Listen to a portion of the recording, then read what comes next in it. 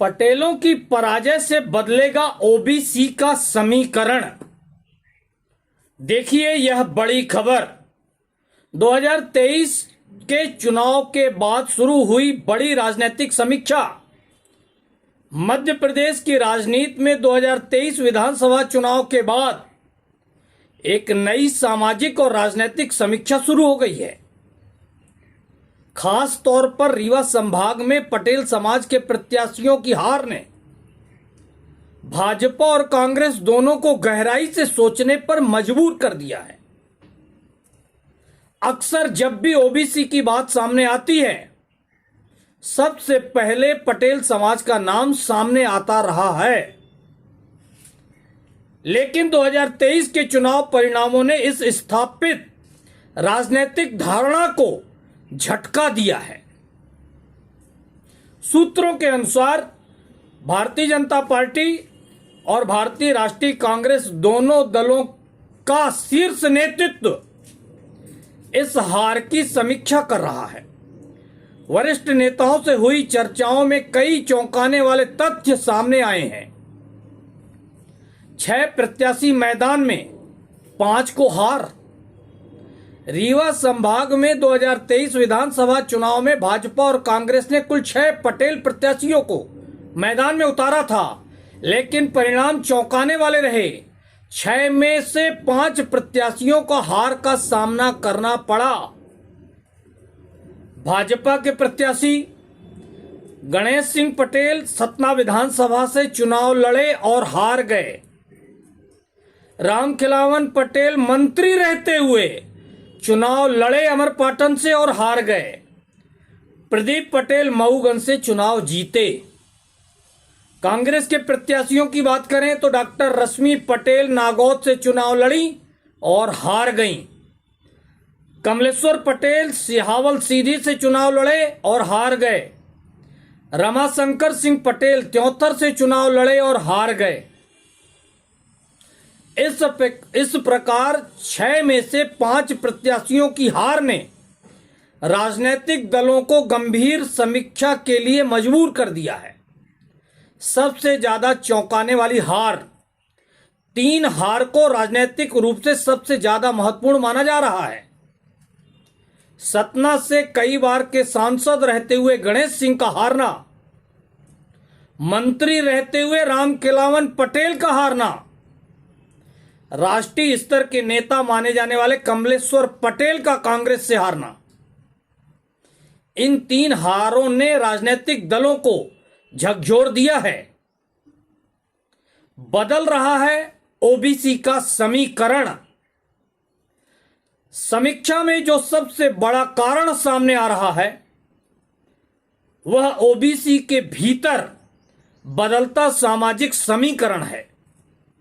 पहले ओबीसी के नाम पर अन्य जातियां एकजुट हो जाती थीं। ओबीसी प्रत्याशी को सामूहिक समर्थन मिलता था, समर्थन दिया जाता था। लेकिन अब स्थिति बदल रही है। अब अन्य ओबीसी समाज भी सत्ता में हिस्सेदारी चाहते हैं, भागीदारी चाहते हैं। उन्हें भी टिकट चाहिए, उन्हें प्रतिनिधित्व चाहिए। और यही बदलाव चुनाव परिणामों में दिखाई देने लगा है। नई दावेदारी, कई समाज मैदान में। अब ओबीसी के भीतर कई समाज अपनी राजनीतिक भागीदारी की मांग कर रहे हैं। कुशवाहा समाज, यादव समाज, चौरसिया समाज, सोनी समाज, सेन समाज, जायसवाल समाज, विश्वकर्मा समाज, लोधी समाज, साहू समाज, प्रजापति समाज, केवट समाज और बाकी अन्य जो ओबीसी में हैं, ये समाज अब खुलकर टिकट की मांग कर रहे हैं और राजनीतिक दलों पर दबाव भी बना रहे हैं। जिसकी जितनी संख्या, उसकी उतनी हिस्सेदारी, भागीदारी। राजनीतिक चर्चाओं में अब यह नारा फिर जोर पकड़ने लगा है, जिसकी जितनी संख्या उसकी उतनी भागीदारी। यदि राजनीतिक दल इस दिशा में आगे बढ़ते हैं तो आने वाले चुनाव में टिकट वितरण का स्वरूप पूरी तरह बदल सकता है। 2028 चुनाव में बड़ा बदलाव संभव मुझे नजर आ रहा है।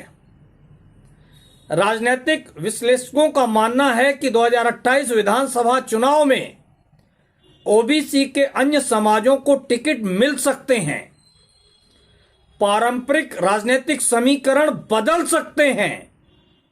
नए क्षेत्रीय नेतृत्व उभर सकते हैं। एक बड़ा सवाल, क्या पटेल समाज की राजनीतिक पकड़ कमजोर हुई है? क्या ओबीसी के भीतर नई राजनीति जन्म ले रही है? क्या 2028 में नए सामाजिक समीकरण देखने को मिलेंगे? 6 में 5 पटेल प्रत्याशियों की हार को राजनीतिक दल बेहद गंभीरता से ले रहे हैं। आने वाले समय में इसका असर टिकट वितरण और सत्ता संतुलन दोनों पर दिखाई दे सकता है। राजनीति में यह बदलाव सिर्फ चुनावी आंकड़ा नहीं है, बल्कि सामाजिक शक्ति संतुलन में परिवर्तन का संकेत भी हो सकता है। आप इस विषय पर क्या सोचते हैं? क्या ओबीसी की राजनीति बदल रही है? अपनी राय जरूर दें।